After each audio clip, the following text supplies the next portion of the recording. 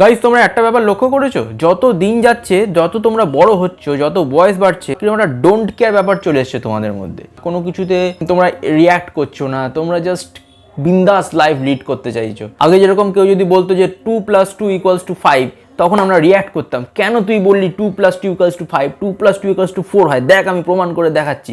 এখন যদি কেউ বলে 10+10=200, ইটস ওকে, ফাইন, আমার কোনো যায় আসে না। 10+10 তুমি 200 বলো কি 500 বলো, আমার তাতে কিছুই যায় আসে না। আগে কোনো বন্ধু যদি আমার সাথে কথা বলা বন্ধ করতো, তখন আমি রিয়াক্ট করতাম, কেন তুই কথা বলা বন্ধ করলি, কি কারণ হয়েছে বল, কি হয়েছে বল।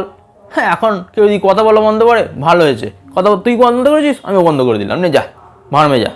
একদম কি একটা রিল্যাক্স মোড। সেই রবীন্দ্রনাথের একটা পোয়েম ছিল না, where the mind is without fear, সেই রকম হয়েছে। চিত্ত যেটা ভয় শূন্য, ভাড়মে যায় সব কুছ, আই এম রিল্যাক্স, একদম কুল। আগে হট মেন্টালিটি ছিল, এখন পুরো কুল মেন্টালিটি হয়ে গেছে। স্কুল লেভেলে তো আমি রীতিমতো মারপিট করতাম, মানে ফিজিক্যাল ফাইট যাকে বলে ক্লাসের মধ্যে, মানে ক্লাসের দুটো পিরিয়ডের মাঝখানে রীতিমতো ফাইট হতো। হ্যাঁ, মানে সেই জামা টামা ছিঁড়ে যাওয়ার মতো ফাইট। কিন্তু কলেজ লেভেলে হালকা একটু কমলো, কিন্তু ফাইট তো হতো, তখন আবার ভার্বাল ফাইট। এখন কোনো রকম আগুনই নেই।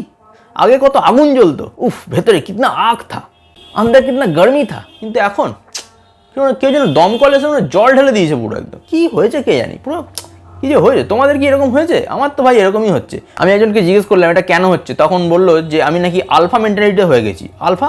আমি তখন বললাম আলফা আবার কি? এগুলো তো সায়েন্সে থাকতো, আলফা রে, বিটা রে, গামা রে, এসব ছিল না।